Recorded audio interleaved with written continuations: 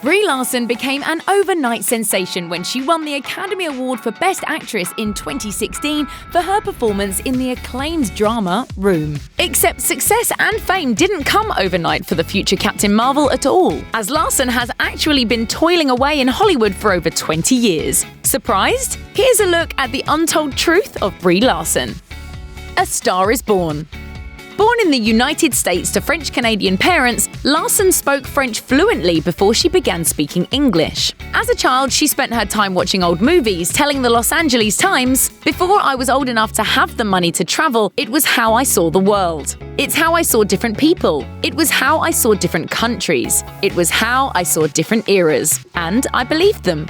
Larson told The Guardian that at the age of 6, she announced to her mother, "Mum, I know what my dharma is. I'm supposed to be an actor." Not long after, her parents separated and her mum moved the family to Los Angeles so Larson could follow her dream. It wasn't easy. Larson told The Guardian, "We had a crappy one-room apartment where the bed came out of the wall, and we each had 3 articles of clothing." She also changed her name from Brianne de Saulniers to the stage name we all know today, Brie Larson. All that work paid off when she got her first big break, performing in a skit on The Tonight Show with Jay Leno. Thanks, Roadkill Easy Bake Oven! Pop Princess.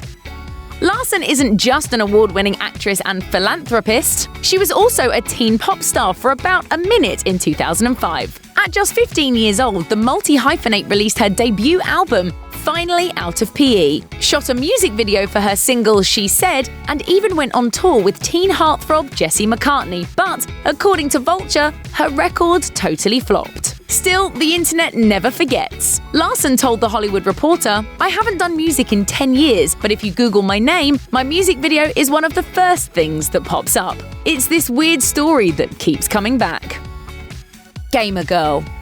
Considering Larson's induction into the Marvel Cinematic Universe, it's not too surprising to learn that she's an avid, lifelong lover of all things nerdy. Way back in 2005, she told IGN, "My 15th birthday was a Nintendo party. It was awesome. I had a bounce house, and I had all my friends dress up as their favorite Nintendo character, and we played video games and had these giant blow-up hammers and whacked each other in the bounce house." She's still embracing her inner geek girl. A full decade later in 2015, she revealed to BuzzFeed that playing games is a major stress reliever. "I know what I'm like when I'm at home, in my PJs, playing Zelda. I know that person really well." Struggling to get by.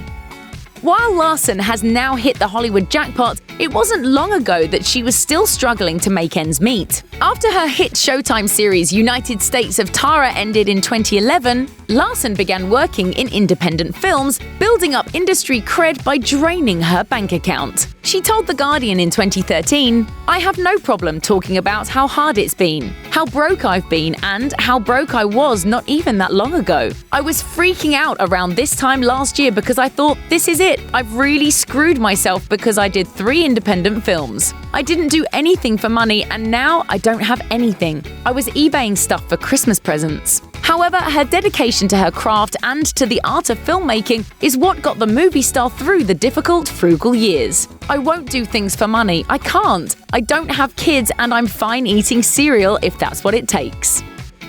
Quirky hobbies. Larson has struggled with social anxiety since childhood. She told BuzzFeed, "You could put me on a stage in front of 100 people and I could do a tap dance, but one-on-one was really difficult for me. And it took me most of my life to learn how to work with that anxiety, to embrace and be comfortable with it." Luckily, as she revealed to Vanity Fair, Larson has developed some unusual hobbies to help her relieve stress and anxiety. She told The Guardian that while working on the indie film Short Term 12, she spent much of her free time designing new fonts. "I made 3 or 4 different fonts during Short Term 12. I have graph paper and gel pens and I would do the alphabet. Just do A over and over again until I got it perfect, and then go to B, and then C. I definitely look like a weirdo with scraps of paper everywhere and the alphabet over and over again." She also revealed in a Reddit Ask Me Anything that she spent years studying mycology, which is the scientific study of fungi. So, that's cool. A quiet engagement.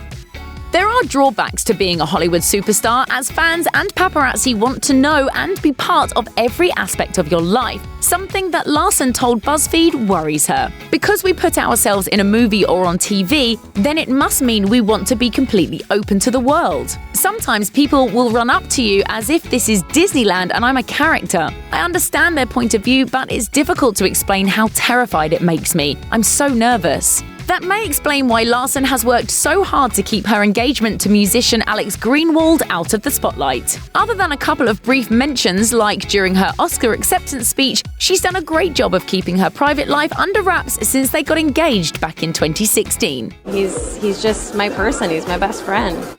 Not just an actress. In 2012, Larson stepped behind the camera for the first time, writing and directing the short film The Arm, which won the jury prize at the Sundance Film Festival. 5 years later, she directed her first feature, Unicorn Store, in which she starred alongside the likes of Joan Cusack, Bradley Whitford, and Samuel L. Jackson. She told Vanity Fair, "I felt like, what better time for me to direct than now, when I don't have a stigma attached of this extra scrutiny, like, oh, she's an actor, now she wants to be a director?" And that isn't the only role she's taken on outside of acting. She is also an activist, spending much of her time and energy advocating on behalf of sexual assault survivors. In a 2017 Net-a-Porter conversation with Jane Fonda, Larson said, "I'd put it all on the line and be an activist for the rest of my life because it doesn't feel right to me to be quiet." She explained to Vanity Fair that she viewed her filmmaking as an extension of her activism. There is a sense of joy and exhaustion that comes with every film, but the hope is that all the exhaustion pays off and you end up getting to share it with the world. That's the reason why I make movies. You hope that it reverberates outward and that it changes people's opinions, and hopefully for the better.